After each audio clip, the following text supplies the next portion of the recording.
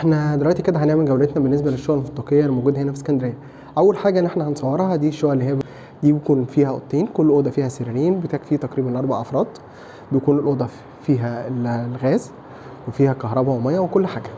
طبعا احنا اول حاجه هنصوره دلوقتي اللي هو الفيو بالنسبه للبحر. زي ما انتم شايفين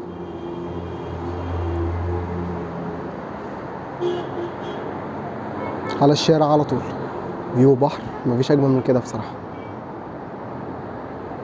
وادي قاعده البلكونه زي ما انتم شايفين.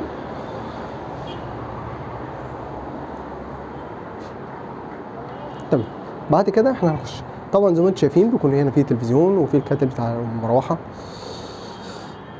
هذا العفش بصراحه حاجه نظيفه قوي.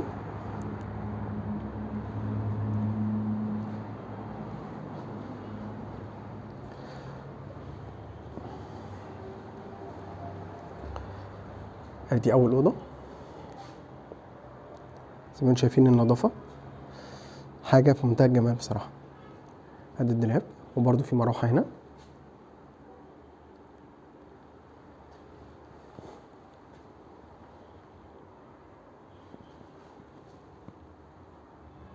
تمام، ادي اول اوضه.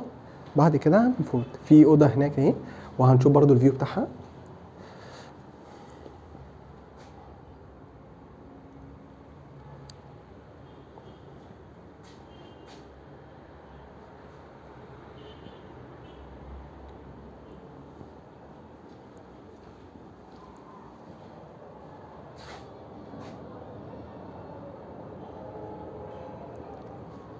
هذا الدولاب.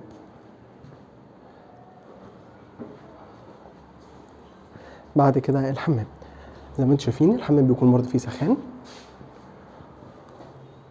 وادي معانا الحمام بيكون فيه بانيو.